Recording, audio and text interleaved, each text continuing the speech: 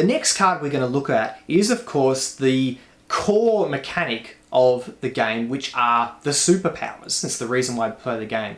So in any booster pack or battle pack, you'll get a large collection of powers, and these powers can be seen by sort of the yellow color in the background. Now, each power comes from a certain power set. Now, as you saw in your hero had 2 power sets associated with them in the red text under their name. And with power cards, like this one called Reconstruction, which of course is one that starts with Serpent Drummer, and in the red text it also has a keyword, but this one of course only has one. Reconstruction is from the Regeneration power set. And usually these would be in your hand as you draw cards. And for one action, you may play one from your hand and put it onto the table attached to one of your characters. And that would be the end of your turn. So with most powers, to use them, you need to activate them. And if you look closely at Reconstruction, you'll see that there is a little blue circle with a yellow arrow and the number 2 next to it.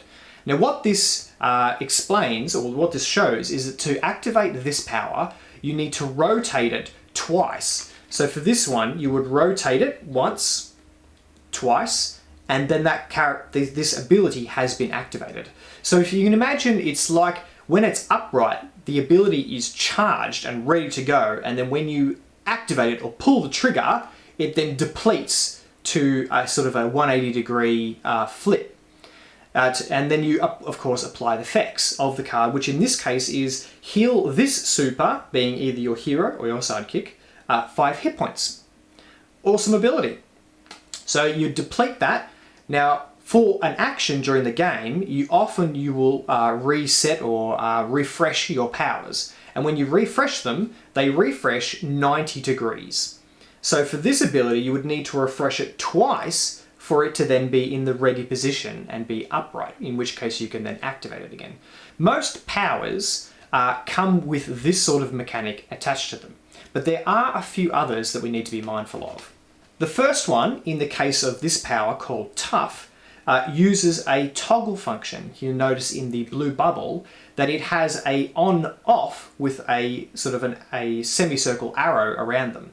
Now these powers work very differently from conventional powers in that when you activate them, no matter what power it is, if it's a toggle power, they will flip to be upside down, like as if you triggered a power that had the number 2 next to it.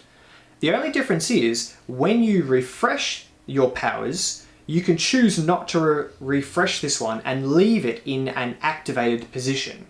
Now, while a toggle power has been activated, its effects are like a passive effect that are always functioning.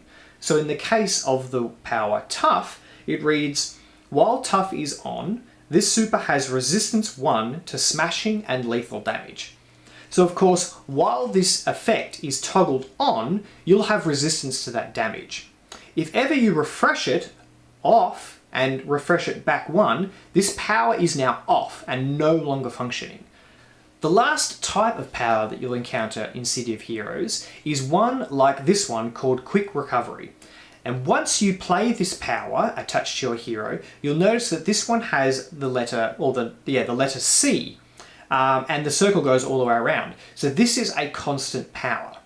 Now, like a toggle power, its effects are a passive ability that always function, but there are no ways to turn off or on this power. Once it's played, it is on permanently. So that's powers. Let's move on to the edge cards.